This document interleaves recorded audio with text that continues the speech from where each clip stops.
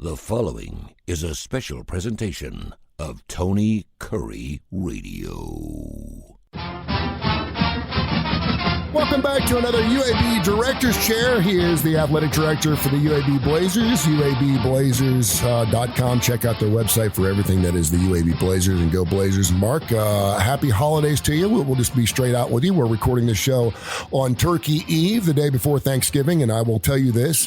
I consider you not only a great friend, but a wonderful partner here on TKR, and I'm very thankful that I have you in my life and thoroughly enjoy doing these shows with you every single week. So thank you very much, and happy Thanksgiving a little early. Yeah, same to you, man. It's going to be a great day. I'm looking forward to it. It's going to be fantastic. I hope you got big plans, and I hope you got all the time off you want this next week. Of course, a lot going on. UAB's final football game coming up this Saturday against North Texas. We'll talk about the season. Got an interesting question from Mitch in Nauvoo. Info at TonyCurryRadio.net. We might as well start right there. Info at TonyCurryRadio.net. And I did not let you hear about this email question before we started the show because it's at the bottom of my list here. But wanted to know, as an athletic director, what happens after the last game of the season? Do you meet with coaches? Do you have exit interviews? How do you discuss the season? What's considered a success? What's considered things you need to work on? And then how do you look forward? Yeah, and where did you say Mitch is from? Nauvoo. Where is Nauvoo? Nauvoo, I think it's down in southern Alabama. All right. Yeah. Well, thank you, Mitch, all the way from Nauvoo. I've never been to the metropolitan city, and but I need to visit. That's awesome. Nauvoo. It's awesome. I've not heard of Nauvoo. Uh-huh. Anyway, and this is every sport. We will meet with our coach right after the season is over, talk about, while it's fresh, right? How did you see the season? How did you feel like it went? Was it what you thought it was going to be? That's not usually a surprising discussion. We've been talking all year. It's not really a lengthy conversation on that topic. But then, how's your staff? How's recruiting? What's your plan? That kind of thing. What's the future look like? I'll tell, and then I give my feedback sort of point by point. But you basically talk about, how did the season go? What do you think of the staff? Any changes there or not? Recruiting. And then scheduling, if it's a sport. Now in football, because we have the schedule so far out, that's not really a topic. But in every other sport, we would, say, hey, do you need any help with scheduling? Are you going to try to schedule harder or easier next year based on the team you've got coming back, that sort of thing? I think there was a lot, obviously, that was in the air going into the season, not only, of course, with a brand new head coach, which I still think was one of the best hires in college football last season with Coach Trent Dilfer, and then, of course, going into the AAC. So there was a lot of, I say unknowns. There were a lot of unknowns going into the season. And then you bring up the fact that I think you mentioned on the show several weeks ago, would you have 11, 12, or 13 different freshmen actually starting on this football team, one of the youngest teams in college football. So listen, UAB hadn't had a losing record since they came back in 2017. It happened. And from this point on, there's a lot of things that you can actually grow on from this point on. So looking at the season, knowing you have one final game against the Mean Green this weekend, is it about where you thought it was going to be? And I know, you're probably chomping at the bit to get ready and started for 2024. Yeah. I think all of us, we were hoping to keep the bowl streak alive. I mean, that's, the staff felt that way, fans felt that way, but somewhere around 500 is about where I thought we would be based on what I knew we had to play against. Which we've talked about before, we had to play on the road against 3 different conference champions, one of which is also the national champion. So that's 3 really hard games, no matter where they are, but all 3 on the road. 2 non-conference opponents from the Sun Belt that are really good, that I knew would be tough. I was hoping to get one of those, again, as was our team and staff. And so now we're about where I thought we'd be. And the game this week with North Texas, they are very similar to us. They have an offense that's ranked 9th in scoring nationally. Most people probably don't know that. North Texas ranks 9th nationally in offensive scoring. And we are somewhere around 20 or 22nd, something like that. But then their defense is kind of their Achilles heel. So we both have a tendency to score a lot. We both struggle a little bit to stop. So it could be a high-scoring event. I don't know, but we have a lot of similar qualities. I've had people tell me that they think that their quarterback is the best quarterback in the league. Now, I've had that said about several quarterbacks. Mm-hmm. We got a good quarterback, but the San Antonio quarterback is great. Tulane quarterback is great. The quarterback at SMU is really, really good. North Texas quarterback is outstanding. He's very elusive. He's a great passer, very accurate. They score a lot. So it'll be a tough match for sure. So UAB Director's Chair, he is the UAB Athletic Director, Mark Ingram. He joins us every single week right here on the TKR app, Tony Curry Radio. Put those 3 letters in. You can download through Apple or Android. And, of course, play the show at least 5 days a week, wherever you get your favorite podcast, and available right here on the Tony Curry YouTube channel. Jeffrey in Memphis, info@tonycurryradio.net. Wanted to get your thoughts, Mark's thoughts on the debacle that was the Jimbo Fisher hire, and then, of course, the firing, the $76 to $77 million payout.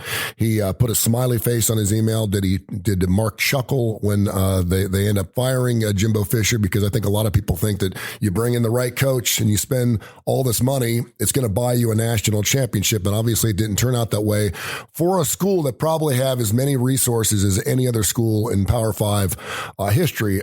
So your thoughts on how it went down with Jimbo Fisher. And I thought it was interesting. Ross Bjork, who of course was not there to make that hire, came back and said, listen, this next hire is very, very important. They want to do it in the next couple of weeks. Of course, it's an important hire, a college football coach at Texas A&M, but also said he wanted to do something that was more in the lines of what the market will give them, and that's being around $7 or $8 million a year. Still a huge chunk of change. But what's your thoughts as an athletic director when you see something like this happen?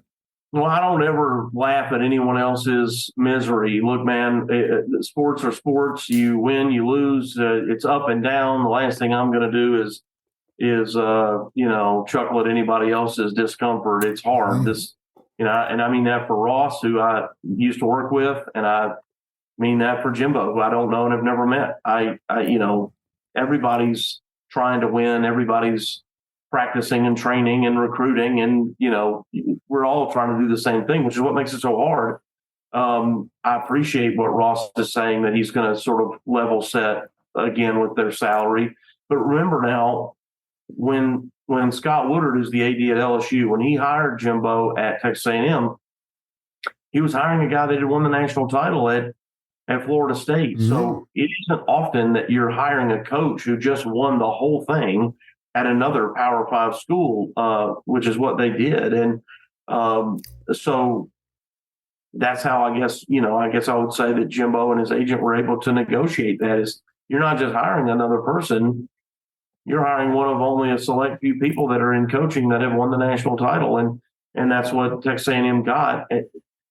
One of the things, I don't care what the sport is, there's no assurance that when you hire a coach that they're going to work out. It's all, there's risk in all of it. It's all a gamble. You're saying, well, if I hire a sitting head coach, and this is my view, if you're hiring a sitting head coach, they've made some mistakes that you probably don't know about. I'm not talking about terrible stuff. I'm talking about practice plans, recruiting plans, staffing, what people they need, not just the actual individuals, but what jobs, what responsibilities, how to spread that out. The message to the team, the very first message to the team, what was that? Oh, well, I won't say that again. I thought that was going to be a good message, and it didn't go well. So they don't do it the next time. There's things that you avoid, and there's a confidence if they've been successful as a head coach. They bring a confidence that they're not really learning on the job the way that an assistant moving up does. And now, look, everybody who is a head coach was once an assistant. So at some point, somebody's got to take that chance. But if you can, and you can hire a sitting head coach, you're just playing the odds. The odds are better that you'll be successful if they've been the person in charge at frankly, at any level. And that was a big part of when we hired Coach Dilfer. He was a head coach, with his experience in the NFL and the football knowledge. And then he was a head coach running. You're managing the kids. You're managing their parents, their family. It's more than just football. There's a lot of personnel stuff that you're dealing with. So anyway, when A&M hired Jimbo Fisher, I thought it was a great hire. I mean, I thought, here's a guy that's won a lot of football games. They've got the resources to pay him. I thought it was a huge number. Well, it was a huge number. I guess probably the thing that you'd go back and go, wow, that was a miss, is that there's no apparently there's no mitigation in the contract, which means if he goes and gets another job, he still gets this buyout. Good to agent. me, the whole thing, Tony, is more of a statement about NIL, which I don't want to get on because we've talked about it so much. But allegedly, I don't know, they paid every recruit $1 million like a year and a half ago to sign with them, and they had the best recruiting class in the history of college recruiting. And so it kind of tells you, what does that get you? Yeah. Mm-hmm. What did that get you? You know, you got not a terrible record, but not the record they thought that they'd have, and not as quickly as they thought that they would get it. So, you know, I just think that it's really more of a statement of old-fashioned recruiting, where relationships are built, and they're built on trust, meaning the player trusts the coach that recruited them. They trust the staff. They kind of fall in love with the place. This is my home. These are my people. I feel good here. And the coach, so they trust the coach, but the coach is trusting them. Coach knows their parents, their principal, their coach, their guidance counselors, all these, you know, this sphere of influence around them, the assistant coach gets to know. And so there's a mutual trust. When these kids show up at all these schools, they've never not started. Yeah. They've always started. They were in the third grade and picking out teams for kickball, and they were the first one picked every time. Yeah. And it's been that way their whole life. So then they show up to our team. And again, this is UAB, Florida State, Texas A&M, wherever, Oregon. And they're in a room full of these people which they've never experienced, and they're not starting. Well, when you have a relationship built on trust, you can have a conversation that's, Tony, man, hang in there. That guy Steve is a junior. He's an All-American. He's awesome. And you're going to be him and more. Like, this is what he did. He waited his turn, and he watched, and he learned, and he grew, and he got stronger. And look at what he is. And now he's going to have the chance for the NFL. But when you have a relationship built on a transaction instead of trust, it doesn't work. And that's the flaw in paying people any amount of money for something they have not earned. And so that's where I think that this NIL collective business is really rearing its ugly head, amongst many other problems, but case in point right there. Yeah, kudos to Jimbo Fisher, and I know a lot of fans don't like it, and certainly an A&M fan is probably going to have a little bit of a spike in ticket prices, I would think, because someone's going to have to pay that price.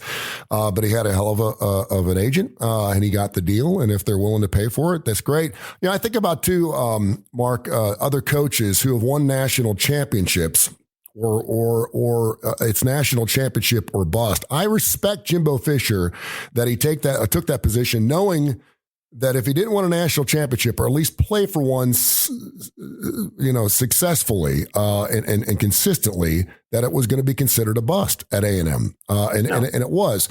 I look at Steve Spurrier, who won national championships at Florida and then took the South Carolina job. Did we really think that he was going to win a national championship at South Carolina? I don't know. He certainly made them competitive, but it really wasn't a surprise that he didn't do that. I think he went from Florida to Washington. Yeah, exactly. But I mean, we always think if you take Nick Saban and put him at Louisiana Monroe, does he mean he's going to win a national championship there? Right.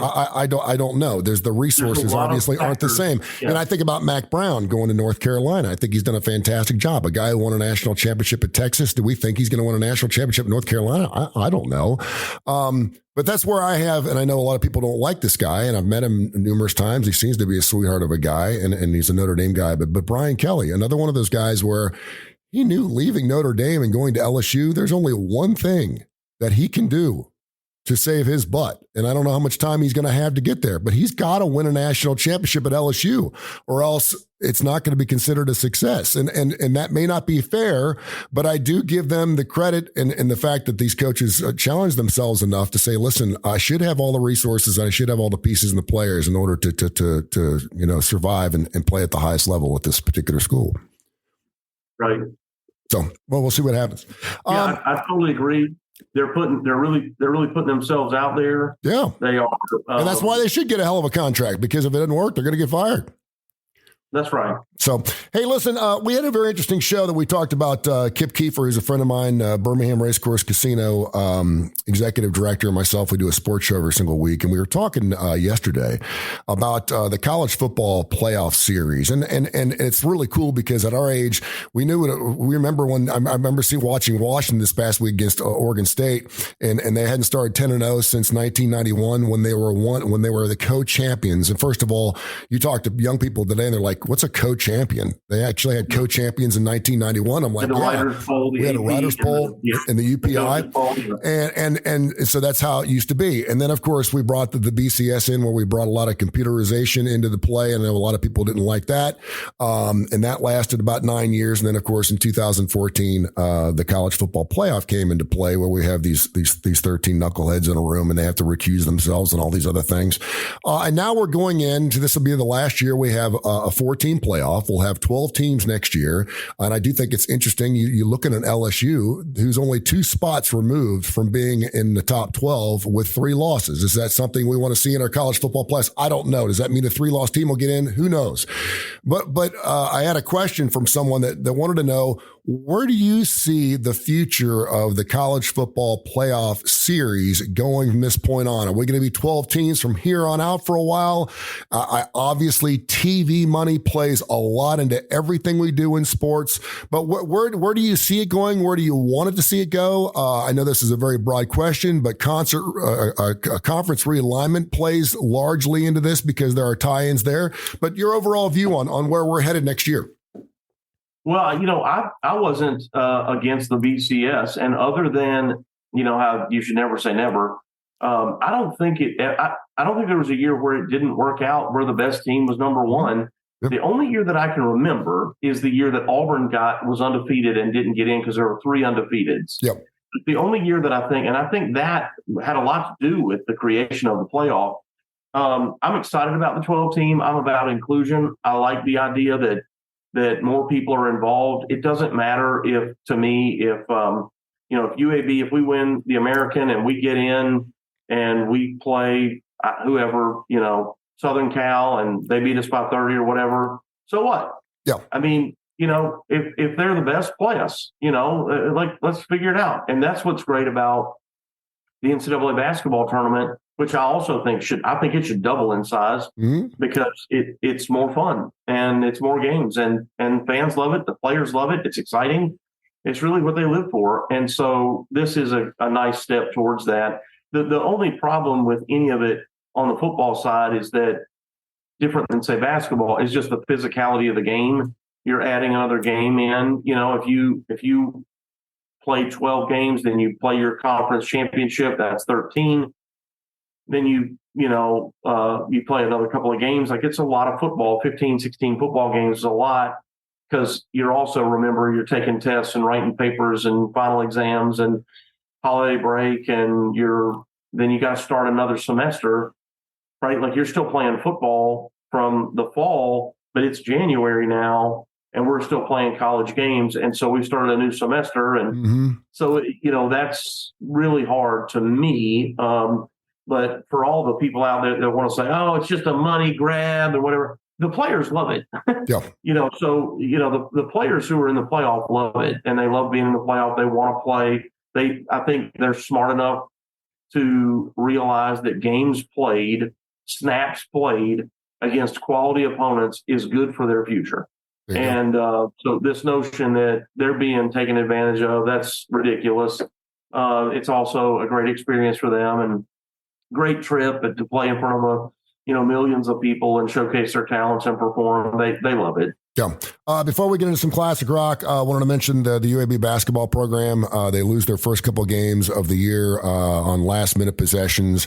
I was blessed enough, thanks to you, to go to Asheville to watch that tournament, which was fantastic. They knock off Maryland on that Sunday, which was a huge win for them. And, of course, when we do the show here on Wednesday, they knocked off Middle Tennessee last night, which was a great game, a 1-point game. But I just want to implore people, if you love hoops, and I love, football's great. It's my favorite sport. It's 3.5 hours sitting out in the elements. If you're one of those people that's a little bit more soft like I am and you want a little bit more room and you only have a couple hours to your schedule and you still got to work for the rest of the day, basketball is the way to go. Head down to Bartow and check out as many games you can. This is a really, really fun basketball team to watch. I think there's going to be a lot of I'm not going to call them the cardiac kids yet, but there's going to be a lot of close games this year. So you will see a great product when you go down there.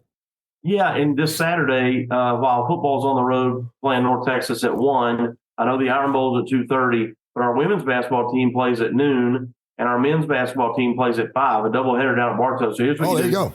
Women's basketball game, then you watch football, then you watch you get football on ESPN Plus, then you watch the Iron Bowl on your phone, and then you stay at Bartow and you watch us play Furman, who's really, really good. Yeah. Furman's a tournament team, and they're legit. So they're going to be kind of, Andy said to the team in Murfreesboro, I went to the game, and afterwards he said, hey, look now, he goes, Furman is legit. He goes, I'm talking about Bradley. He goes, Bradley was good. He goes, these guys are good. Don't sleep on their name. Don't think that because they don't have the right logo on their shirt that somehow they can't play. He goes, they can play. They're really good, and we got to be ready. So we've got a nice little home stand here coming up over the next 10 days. So it'll be fun. I cannot believe what I just saw on television 2 nights ago, that the Rolling Stones are going back on the road. And, growing up, and you and I are both in our 50s, growing up, 60 was old.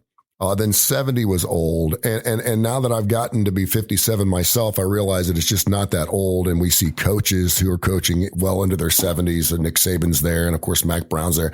And now we're talking about Mick Jagger, who turned 80 earlier this year. Keith Richards will turn 80 on December 18th. I can't even put this in my brain that 80-year-olds. I saw Bo Diddley and I saw the Lucille Man. I saw him in his 80s, but he was sitting on a bar stool for about 35 minutes playing about 6 or 7 songs, and people were paying good money to see it. And I get that. We're talking about 2 guys that are 80 years old who are going to be traipsing across the stage doing a multi-million-dollar, multi-world tour. They're going to be playing in Atlanta coming up in 2024 for the Hackney Diamonds Tour. I want to go, if not for any other reason, just to see what an 80-year-old looks like on stage. It kind of 79 to 80 to me is the difference between 2 and 92. What's your thoughts on the Rolling Stones going on tour? I love that they're doing it. Yeah. It's just a matter of, look, man, I'm a lot younger than them. I think travel's exhausting. I've always thought travel was exhausting. I can't imagine what it must be like for somebody that's got to go and be on. It's not just like I'm going to go sing or I'm going to play guitar, which they do effortlessly.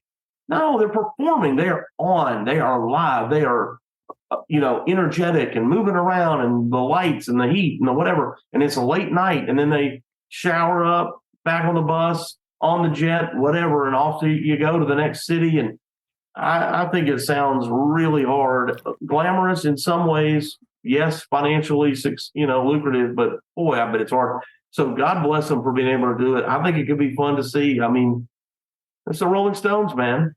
Yeah. It's hard to believe, too, because next year will mark their 62nd year. They started in 1962.